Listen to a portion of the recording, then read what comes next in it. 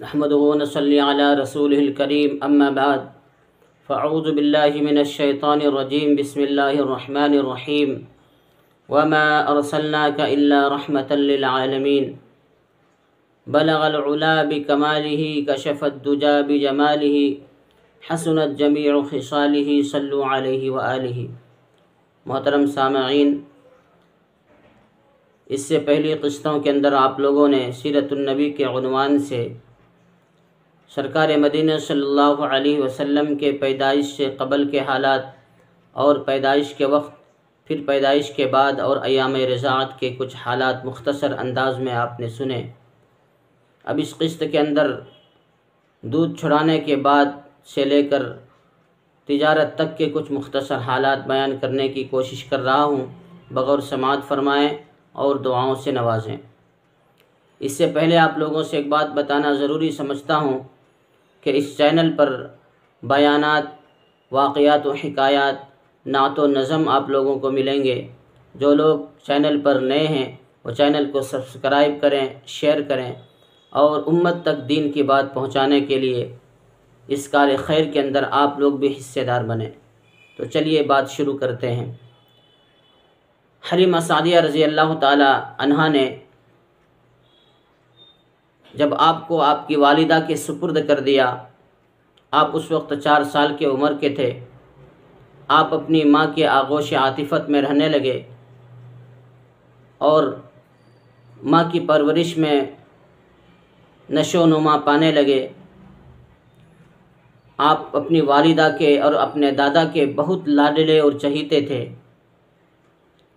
بلکہ یہ کہا جائے کہ آپ پورے خاندان کے لیے سب سے زیادہ چہیتے اور لاڈلے تھے، بے انتہا آپ سے لوگ محبت کرتے تھے۔ میرے محترم بزرگوں، دوستو، کہ اچانک کسی دوران ایک واقعہ پیش آیا کہ آپ کے دادا کی ایک اونٹنی گم ہو گئی اور سب لوگ اسے تلاش کرنے میں ادھر ادھر پھیل گئے۔ آپ بھی خود دادا کی اونٹنی تلاش کرنے کے لیے مکہ کی گلیوں میں نکل پڑے، لیکن مکہ کی گلیاں، وہاں کے راستے آپ کے لیے انجان تھے، اس لیے کہ اب تک آپ کی پرورش قبیلہ بنو سعد کے اندر ہوئی تھی۔ آپ کسی راستے سے گئے اور آپ گم ہو گئے، بھٹک گئے۔ گھر والے پریشان ہوئے، آپ کو تلاش کرنے لگے، آپ کہیں بھی نہیں ملے۔ آپ کے دادا عبد المطلب خانہ کعبہ کے پاس جا کر آپ کی سلامتی کی دعا کر رہے ہیں کہ اچانک آپ پیچھے سے آ کر دادا کو آواز دیتے ہیں۔ جو ہی دادا پیچھے مڑ کر دیکھتے ہیں تو آپ کو دیکھ کر بے انتہا خوش ہوتے ہیں، سینے سے لگاتے ہیں اور آپ کے درازی عمر کے لیے، آپ کی صحت کے لیے، آپ کی حفاظت کے لیے اللہ سے دعا مانگتے ہیں۔ میرے محترم بزرگوں، دوستو، اسی کو اللہ رب العزت نے قرآن کے اندر وَوَجَدَكَ ضَالًّا فَهَدَى یہ آیت نازل فرمائے کہ آپ راستہ بھٹک گئے تھے، آپ کو اللہ تعالیٰ نے آپ کی رہنمائی فرمائی۔ جب آپ 6 سال کی عمر کے ہو گئے تو آپ کی والدہ کے دل میں خیال آیا کہ میرے متوفی شوہر حضرت عبداللہ کی قبر پر حاضری دی جائے، اور اسی خیال سے آپ کو اور ام ایمن رضی اللہ تعالی عنہا کو ساتھ لے کر بی بی آمنہ مدینہ چلی گئیں۔ پہلے شوہر کی قبر پر حاضری دی اور مدینہ میں 1 مہینہ قیام فرمایا۔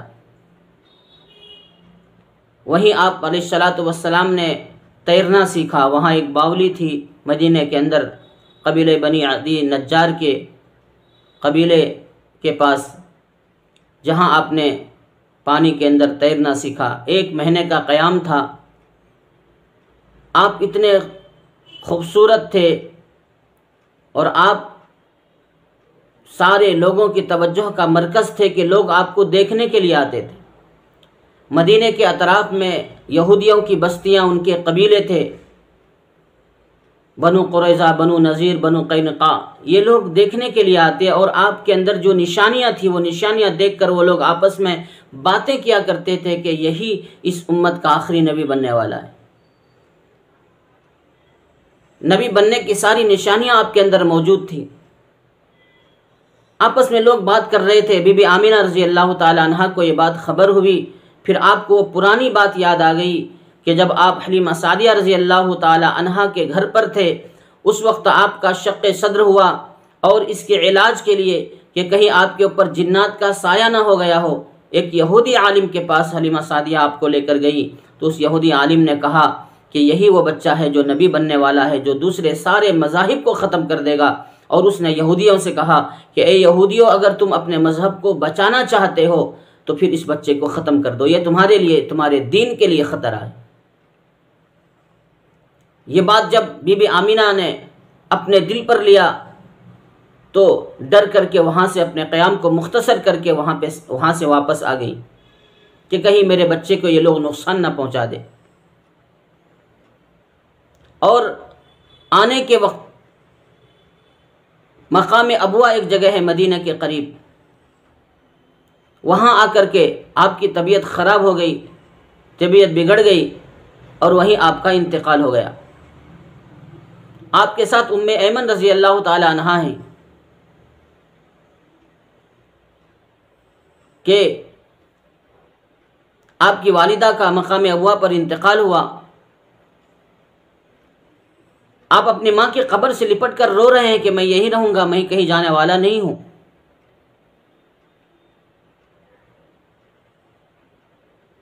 جب عبد المطلب کو اس بات کی خبر ہوئی، یہاں سے انہوں نے اپنے بیٹوں کو لانے کے لیے بھیجا، وہ لوگ وہاں سے ان کو لے کر کے آئے۔ اب تو دادا اور بھی آپ سے بے انتہا محبت کرنے لگے، جان سے زیادہ عزیز آپ کو کرتے تھے وہ۔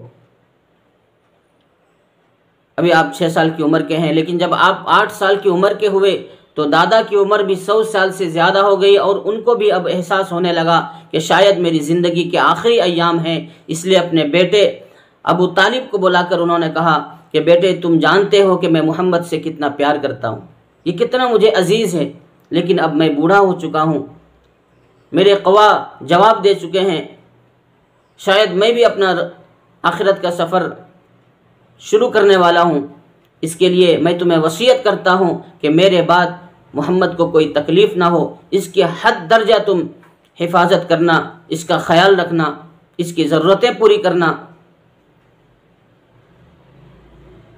کتابوں میں لکھا ہے کہ خواجہ ابو طالب نے اپنے باپ کی وصیت کو اپنے دل پر لیا، دماغ پر لیا، اور جب 8 سال کی عمر میں، جب آپ کی عمر 8 سال کی تھی، آپ کے دادا کا انتقال ہو گیا، آپ اپنے دادا کے جنازے کے چارپائی کو پکڑ کر رو رہے تھے اور قبرستان کی طرف جا رہے تھے۔ پھر چچا ابو طالب نے آپ کا حد درجہ،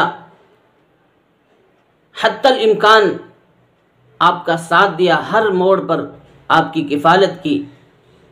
جب آپ 12 سال کے ہو گئے تو آپ نے پہلے بکری چرانے کا پیشہ شروع کیا کہ چاچا کا کنبہ بڑا ہے، اولادیں زیادہ ہے اور آمدنی کے ذرائع کم ہے، اس لیے آپ نے بکری چرانے کا پیشہ شروع کیا۔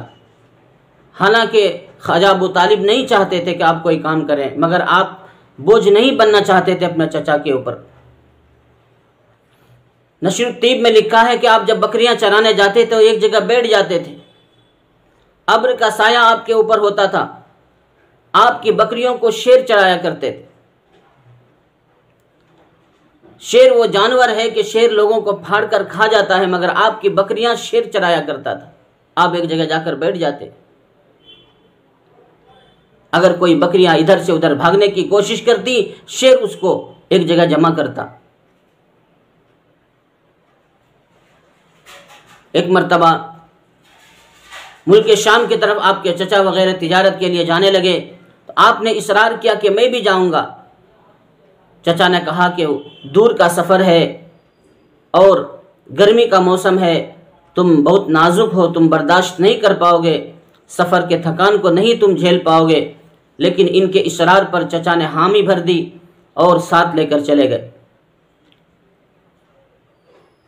ابن عساکر نے کتاب میں لکھا ہے کہ جب اونٹنی پر سوار ہونے لگے تو ابو جہل سامنے بیٹھا، پیچھے محمد صلی اللہ علیہ وسلم کو بیٹھا دیا، تو اونٹنی نہیں اٹھی۔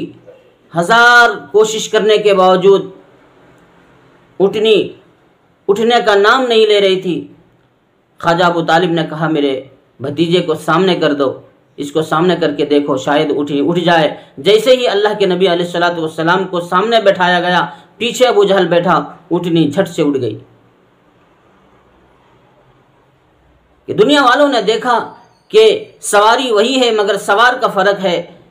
جو سرکار دو عالم ہے وہ پیچھے تھے تو اٹھنی نہیں اٹھ رہی تھی، جب اللہ کے نبی سامنے آ گئے جو اصل شہ سوار ہے تو اٹھنی خود بخود اٹھ گئی۔ پھر یہ قافلہ چلا اور ملک شام کے قریب مقام بصرہ پر ایک جگہ انہوں نے پڑاؤ ڈالا۔ وہاں ایک گرجا گھر تھا، وہاں کے جو راہب تھے جن کا نام جرجیس تھا اور بحیرہ راہب کے نام سے مشہور تھا، سارے آسمانی کتابوں کا عالم تھا وہ، اس نے سب کی دعوت کی خلاف عادت۔ آج تک اس نے کسی کی دعوت نہیں کی تھی۔ اس مرتبہ دعوت کرنے کی وجہ جب لوگوں نے پوچھی کہ ہم لوگ اس راستے سے 12 سفر کیے ہیں، آج تک ہم لوگوں کی دعوت آپ نے نہیں کی، اس مرتبہ خلاف عادت آپ نے ہماری دعوت کی، اس کی وجہ کیا ہے؟ تو بحیرہ راہب نے کہا کہ اصل دعوت ہم نے اس بچے کی طفیل میں ہم نے کی ہے، دعوت اصل تمہاری نہیں، اس بچے کی دعوت ہے۔ اور اس کی وجہ یہ ہے کہ یہ بچہ معمولی بچہ نہیں ہے بلکہ آخری نبی بننے والا ہے، اس کے اندر نبوت کی ساری نشانیاں موجود ہے۔ میں نے توریت، انجیل، زبور سب پڑھا ہے، سب کے اندر آخری امت کے آخری جو نبی ہوں گے اس کی ساری نشانیاں اس بچے کے اندر موجود ہیں۔ پھر اس نے کپڑے ہٹا کر مہر نبوت دکھلایا اور کہا کہ جب تم لوگ آ رہے تھے تو راستے میں جتنے پہاڑ تھے، جتنے جھاڑ تھے، سارے جھاڑوں کو، پہاڑوں کو میں نے سجدہ کرتے ہوئے دیکھا، اس کے سامنے جھکتے ہوئے دیکھا، اور یہ جو سامنے درخت ہے اس درخت کے پاس یہ بچہ بیٹھا تھا، اور نبی کے علاوہ اس درخت کے پاس کوئی نہیں بیٹھا آج تک۔ اس لیے خواجہ ابو طالب سے انہوں نے ایک مشورہ دیا کہ آپ اس بچے کو ملک شام نہ لے جائیں، وہاں کے یہودی بڑے کٹر قسم کے ہیں، اس کو نقصان پہنچائیں گے، جب اس کے اندر ساری نشانیاں دیکھیں گے تو اس کو وہ لوگ قتل کر دیں گے، اسی میں بھلائی اور خیر ہے کہ آپ اس کو یہاں سے واپس لے کر مکہ چلے جائیں۔ خواجہ ابو طالب ان کو لے کر کے مکہ واپس آ گئے۔ پھر آپ علیہ الصلوۃ والسلام نے تجارت شروع کر دیا۔ اسی دوران خدیجۃ الکبریٰ رضی اللہ تعالی عنہا، جن کو ایک پارٹنر کی ضرورت تھی، ان کے پاس مال دولت سب کچھ تھا، مگر ان کو ایک اچھے انسان کی ضرورت تھی جو ان کے مال کو لے کر کے تجارت کرے۔ بڑے بڑے تاجر چاہتے تھے کہ خدیجۃ الکبریٰ رضی اللہ تعالی عنہا کے مال کو لے کر تجارت کرے، مگر ان لوگوں کے اخلاق اور ان کی گویائی، کردار و گفتار کو دیکھ کر کے خدیجۃ الکبریٰ رضی اللہ تعالی عنہا ان کے ساتھ تجارت کرنے کے لیے راضی نہیں ہوتی تھی، کہ ان کے باتوں میں سچائی نہیں تھی، امانت داری ان کے اندر نہیں تھی، اس وجہ سے وہ اپنے مال کو ہلاک اور برباد نہیں کرنا چاہتی تھی۔ اسی دوران جب اللہ کے نبی کے بارے میں ان کو پتہ چلا، ان کی صدق، ان کی امانت داری، تو انہوں نے ان کو بلا کر ان سے خواہش ظاہر کی کہ میں یہ چاہتی ہوں کہ آپ میرے مال کو لے کر ملک شام جائیں، تجارت کریں، جو نفع ہے آپ اس میں مجھے بھی دیں اور آپ بھی حاصل کریں۔ تو اللہ کے نبی راضی ہو گئے اور ان کے مال کو لے کر کے ملک شام کی طرف گئے۔ خدیجۃ الکبریٰ رضی اللہ تعالی عنہا نے اپنا ایک غلام ان کا تھا میسرہ جن کا نام تھا، ساتھ کر دیا اور میسرہ سے کہا کہ اس سفر کے اندر جو بھی واقعات پیش آئے وہ ساری باتیں تمہیں نوٹ کرنا۔ آپ ملک شام گئے اور کئی گنا نفع پر تجارت کیا آپ نے، جبکہ وہاں پرانے تاجر تھے، بڑے بڑے مشہور تاجر تھے، مگر ان کے مال ویسے کے ویسے ہی دھرے ہیں، وہ پریشان ہیں مال بیچنے کے لیے، اور آپ گئے اور فوراً کئی گنا نفع پر مال بیچ کر کے آگے۔ وہ تاجر حضرات دیکھتے ہی رہ گئے، حیران و ششدر تھے کہ یہ ایک نوجوان آخر اس کے اندر تجارت کا اتنا ڈھنگ کہاں سے آیا، اتنا سلیقے سے یہ بزنس کرتا ہے۔ ان کو کیا پتا کہ دونوں کائنات کا یہ سردار ہے، جس کے لیے کائنات بنی ہے، جس کے صدقے میں دنیا چل رہی ہے، وہ یہ انسان ہے۔ بہرحال وہاں سے آئے، واپس ہوئے، میں ساری باتیں نوٹ کر رہا تھا۔ جب مکے کے قریب آئے تو خدیجۃ الکبریٰ رضی اللہ تعالی عنہا چھت کے اوپر چڑھ کر دیکھنے لگی اپنے قافلے کو۔ حضرت خدیجۃ الکبریٰ رضی اللہ تعالی عنہا نے خود دیکھا کہ جب وہ قافلہ آ رہا تھا تو اللہ کے نبی علیہ الصلوۃ والسلام جب آ رہے تھے تو اس کے اوپر ابر کا سایہ تھا۔ میرے نبی آگے آ رہے ہیں اور ابر بھی ان کے ساتھ ساتھ آ رہا تھا۔ جب آ گئے خدیجۃ الکبریٰ رضی اللہ تعالی عنہا نے سفر کی ساری روداد حضرت میسرہ سے سنی۔ میسرہ نے ساری بات سنائی کہ یہ تو ایک عجیب انسان ہے، جہاں جاتے ہیں برکتیں ہی برکتیں، بڑے سچے دل کے ہیں، اچھے دل کے ہیں، ان کے اخلاق، ان کے کردار، ان کے زبان میں جو صداقت ہے، ان کے اخلاق میں جو امانت داری ہے، وہ عجیب ڈھنگ کی ہے جو کسی کے اندر میں نے نہیں دیکھی۔ تجارت کرنے کا سلیقہ بڑا اچھا ہے۔ آپ بڑے اچھے پارٹنر تھے، بڑے اچھے بزنس مین تاجر تھے۔ ایک مرتبہ جلحمہ بن عرفتہ فرماتے ہیں کہ میری ایک مرتبہ گفتگو ہو رہی تھی محمد صلی اللہ علیہ وسلم سے مکے کے کسی ایک جگہ پر، ایک مقام پر، کہ دوران گفتگو مجھے ایک کام یاد آ گیا اور میں نے کہا کہ آپ یہیں رہیں، میں وہ کام ختم کر کے واپس آ جاتا ہوں۔ میں گیا اور کام میں ایسا مشغول ہوا کہ مجھے خیال ہی نہیں رہا کہ میں کسی سے بات کر رہا تھا اور مجھے وہاں واپس جانا ہے۔ ایک دن گزر گیا، وہ رات گزر گئی، دوسرا دن گزرا، پھر وہ رات گزری، تیسرے دن مجھے خیال آیا کہ میں فلاں جگہ پر محمد سے بات کر رہا تھا، ابھی بات ادھوری تھی، چلو بات پوری کر لیتے ہیں۔ اور اس خیال سے میں محمد صلی اللہ علیہ وسلم کے گھر کو گیا۔ وہاں جا کر میں نے پوچھا تو ان لوگوں نے کہا کہ 2 دن ہو گئے محمد صلی اللہ علیہ وسلم گھر کو نہیں آئے۔ میرے دل میں خیال آیا کہ چلو وہیں جا کر دیکھتے ہیں جہاں ان کو میں نے چھوڑ کر آیا ہے۔ جب میں وہاں گیا تو دیکھا محمد صلی اللہ علیہ وسلم ویسے ہی کھڑے تھے، نہ مجھے ڈانٹا، نہ گالی دی، نہ برا بھلا کہا، صرف اتنا کہا کہ تمہاری وجہ سے مجھے کچھ تکلیف پہنچی کہ تم وعدہ کر کے چلے گئے اور بھول گئے۔